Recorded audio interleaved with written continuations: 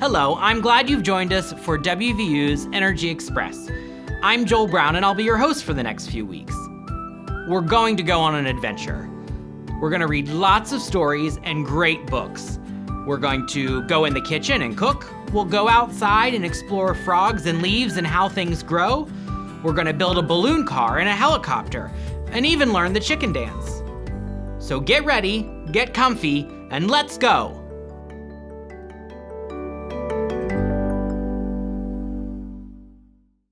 Today, I'm going to demonstrate one way to make a rubber band car.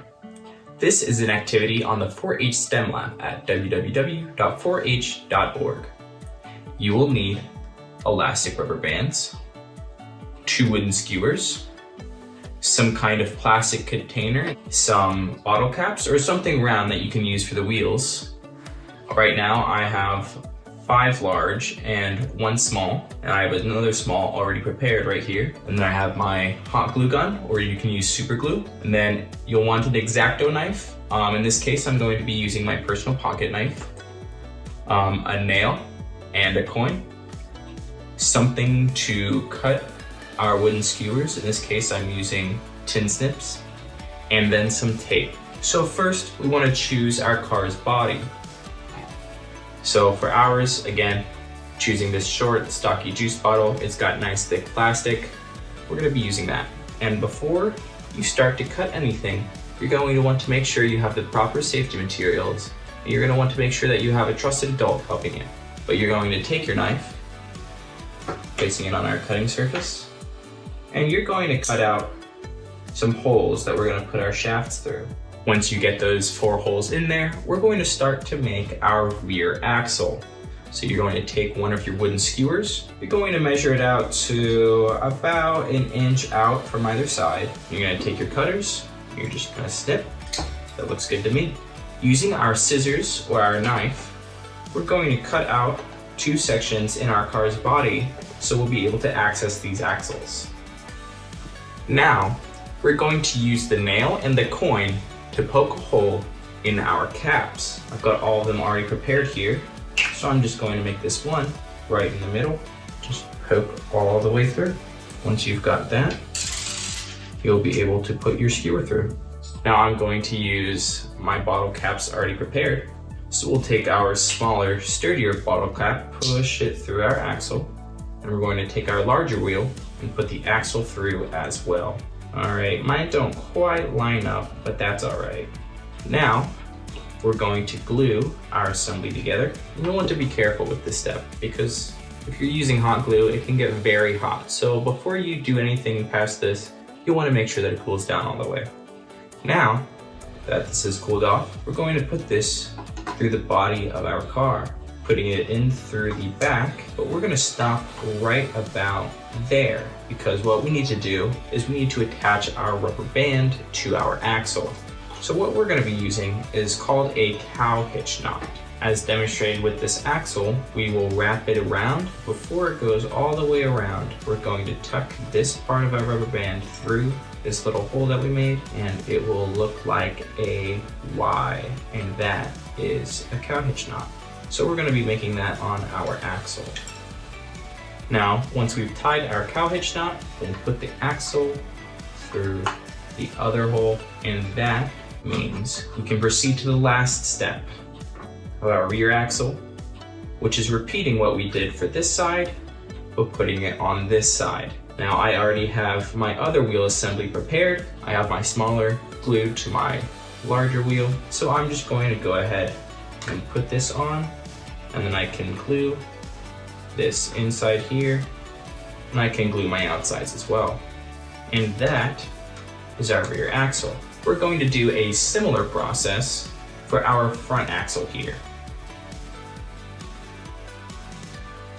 Now once again, you'll want to stop about right there because now we're going to attach our rubber band and hook it over this axle.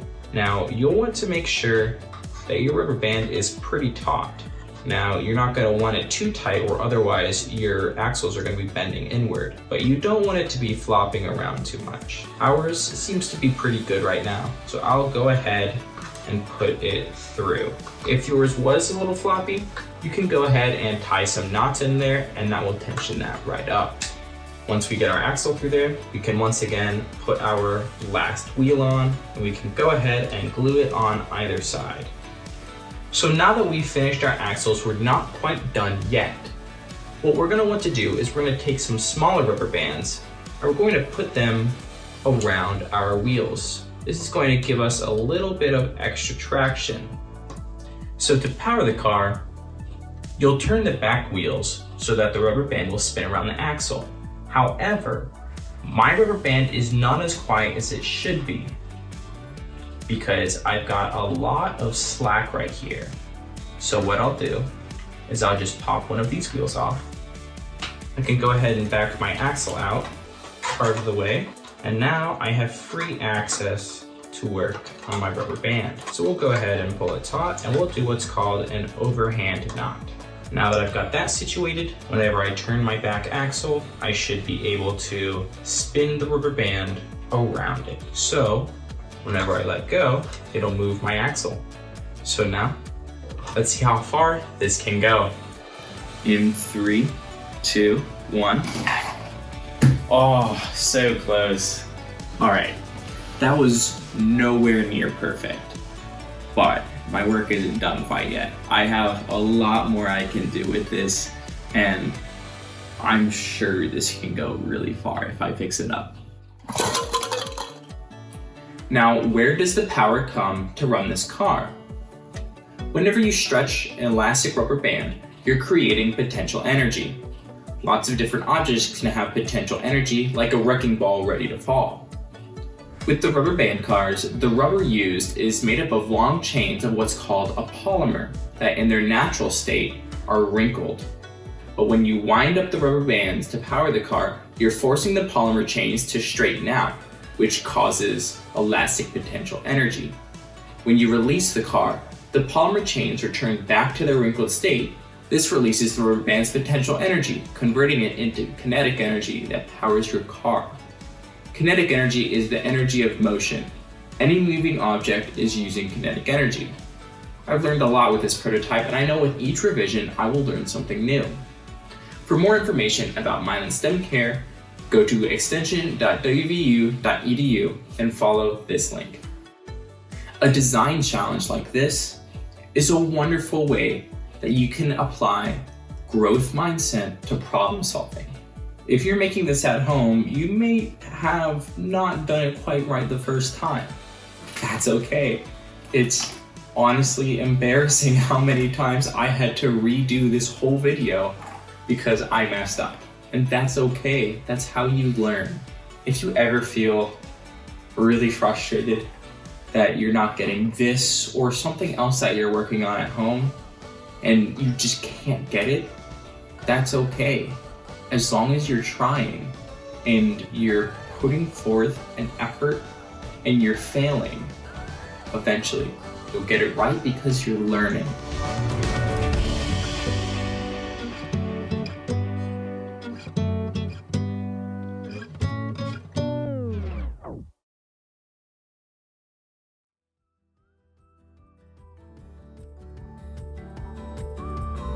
Thanks to Dan McDonald, our STEM ambassador, for helping us learn how to make that cool car.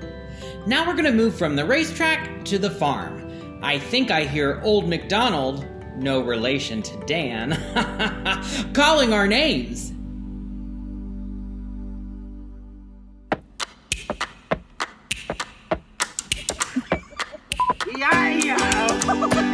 Hello, I'm Jody Carpenter. I'm the WVU Extension Agent in Barber and Randolph County. Today we're going to read Old McDonald with a bunch of pigs.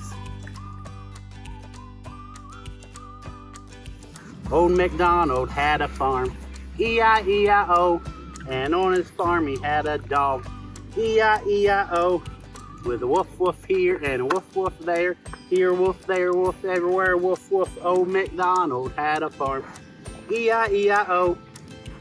Old MacDonald had a farm, E-I-E-I-O, and on that farm he had a hen, E-I-E-I-O, with a cluck cluck here and a cluck cluck there, here a cluck, there a cluck, everywhere a cluck cluck. Old McDonald had a farm, E-I-E-I-O. Old McDonald had a farm, E-I-E-I-O. And on that farm he had a cow, E-I-E-I-O. With a moo-moo here and a moo-moo there. Here a moo, there a moo, everywhere a moo-moo. Old McDonald had a farm, E-I-E-I-O. Old McDonald had a farm, E-I-E-I-O. And on that farm he had some pigs, E-I-E-I-O. With a here and a there, here, there, everywhere. Old McDonald had a farm, E-I-E-I-O. Fun facts. Did you know pigs have hair? And depending on the breed, it can be different colors. Did you know that pigs don't sweat? They don't have sweat glands, and that's why they roll around in the mud to keep cool. Did you know pigs communicate with each other by grunt? Did you know that the average pig size litter can be anywhere from 6 to 20? And when pigs are born, they actually select 8 teeth, and they'll stay on that teeth the entire time until they're weaned. Did you know you can use everything but the oink? Did you know that pigs are very, very smart? They're smarter than dogs, some primates, and they can learn their name in 2 to 3 weeks. How?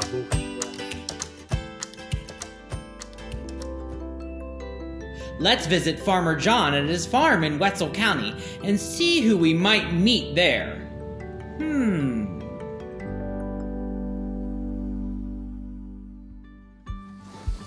Hi, I'm Farmer John, and this is my herd of cattle. We're on our farm here in Wetzel County, and we raise Scottish Highland cows, which are the ones you see here with the horns and the long hair. They're not real common around here, so you may not have seen them before, but they're very common in Scotland. And then the other type of cows that I have are these belted Galloways. They're also called Oreo cows as a nickname because they look like an Oreo cookie. And this is my big bull.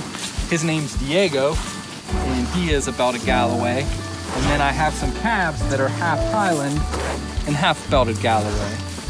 And right now we are up in their pasture, but we gave them just a little bit of sweet feed for a treat. And so that's why they're all around us right now.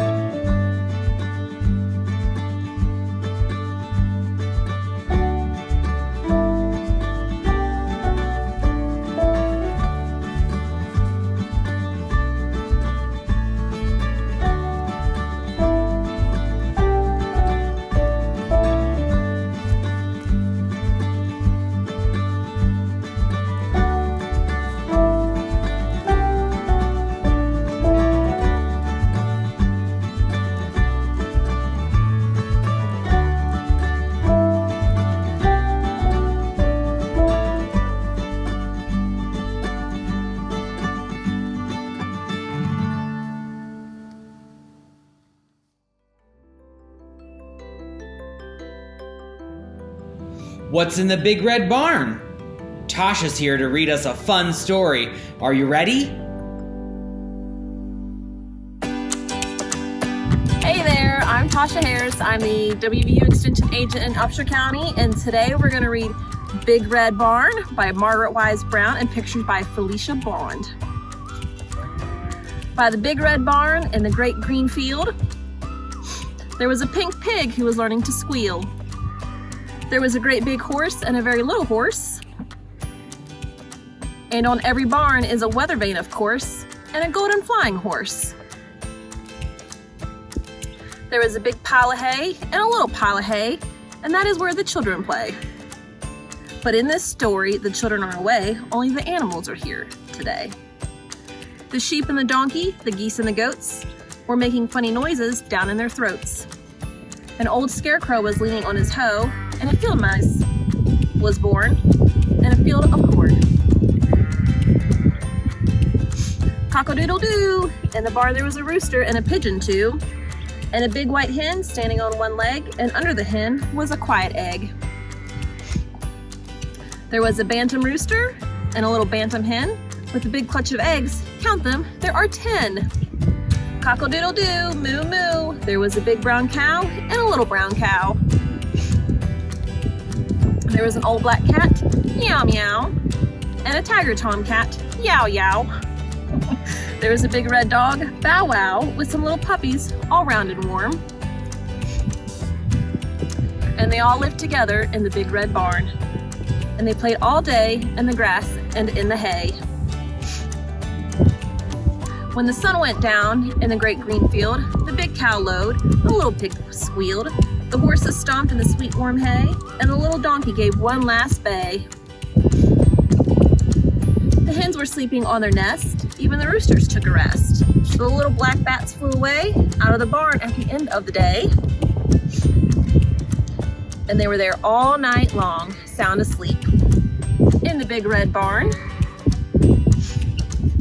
Only the mice were left to play, rustling and squeaking in the hay, while the moon sailed high in the dark night sky.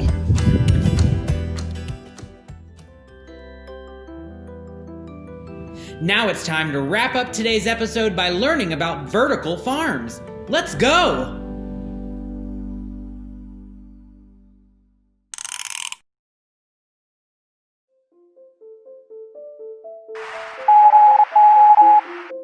We all need to eat to stay healthy and active.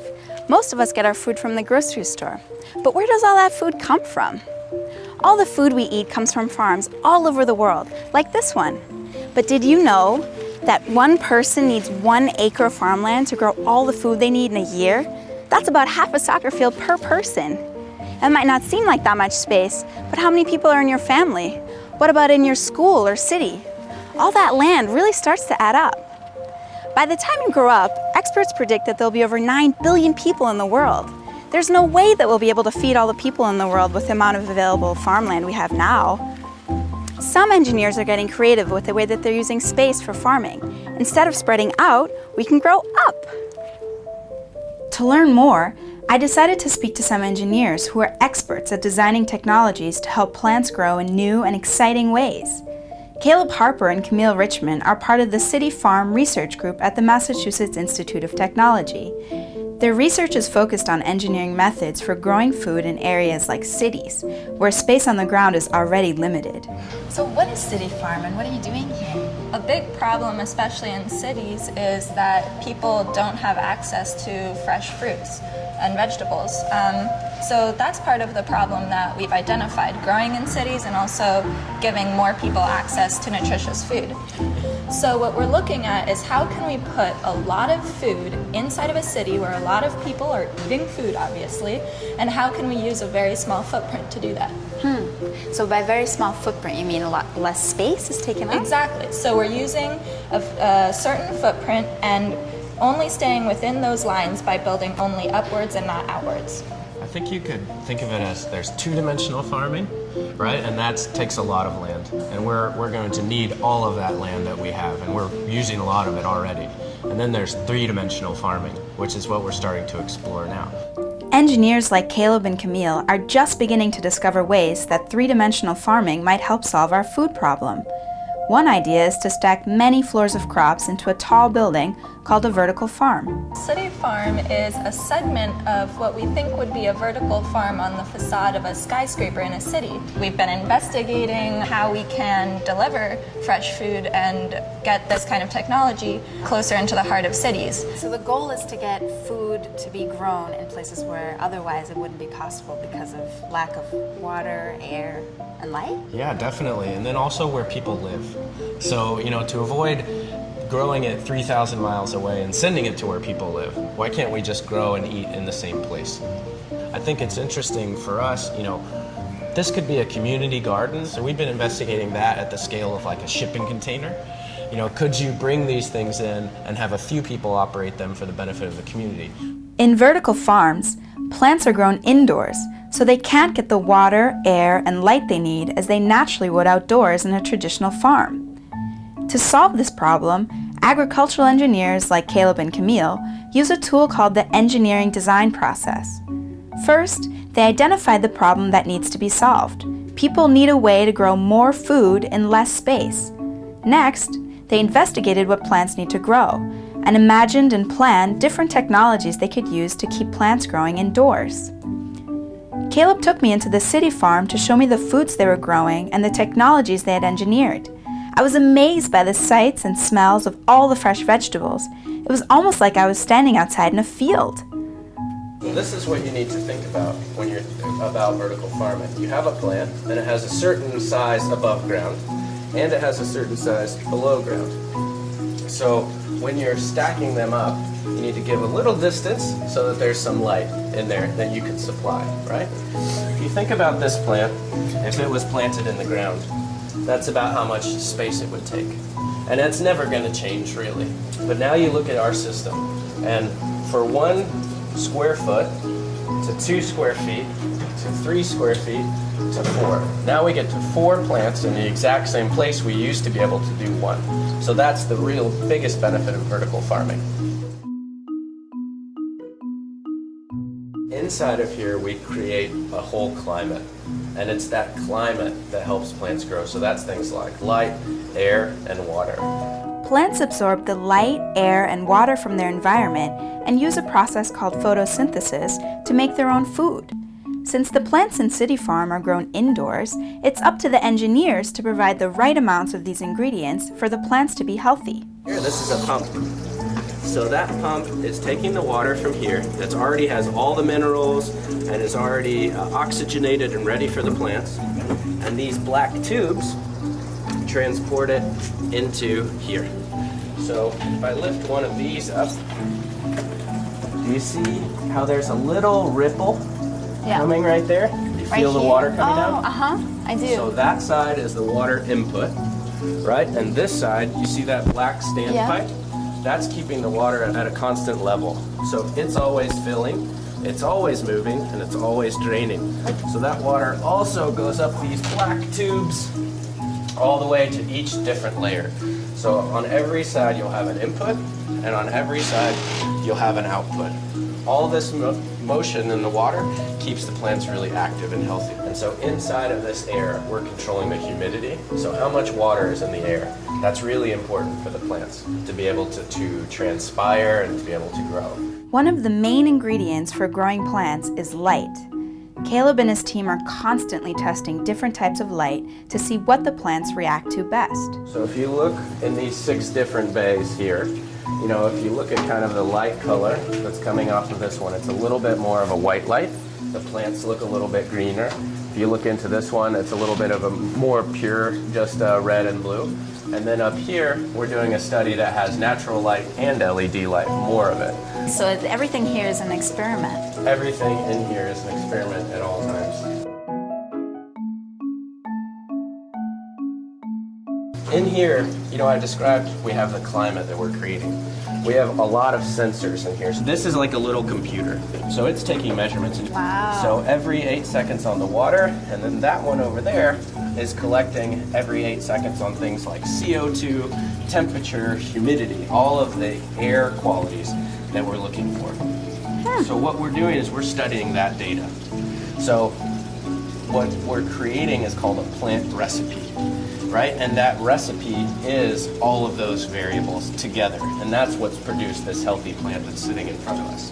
So at the end of this grow, we'll harvest the plant, we'll see how good it was, and we'll have a recipe of data that backed it up. And next time, maybe we change it and we make it a little bit better. These recipes aren't known right now in science, so we're exploring. We're just having conversation with the plant through sensors and trying to find out what exactly is perfect. Every time Caleb and Camille use a new recipe to grow a batch of crops, they're using the test step of the engineering design process. They use the knowledge they gain from the results of that test to improve their recipes and grow even healthier plants in the next round. So what inspired you to start doing this research in the first place? I really liked being around the food that I was going to eat, and I thought it was so cool to see plants grow until I could feed people with them. And as an engineering major, I was really excited about building systems around living things. So what's your ultimate goal for City Farm? Well, I think right now we're just at the beginning. So we're just building tools that people can use later to solve the big problems. One of our goals with this work is to create a lot more farmers. And I think that, this new kind of digital farming or this, urban farming can create a different kind of agricultural engineer, a new one that the world doesn't know yet, that's a combination of things like a computer scientist and an electrical engineer and a mechanical engineer. In order to meet their goal, it is important for Caleb and Camille to continue to communicate with other engineers. As they learn more, they hope to create a future where vertical farms become a common sight in cities and freshly grown fruits and vegetables are always only a few blocks away. Caleb and Camille are working hard to figure out how to get plants the light, air, and water they need to survive in places like vertical farms. But their work is just getting started. Today, vertical farms exist mainly as ideas or concepts in the minds of engineers, but prototypes are starting to spread up in places like Chicago and Singapore. As the world's population continues to grow, it's going to be up to a new generation of agricultural engineers like you to develop new vertical farms and other technologies to make sure that we all have the ability to grow and eat fresh, delicious food.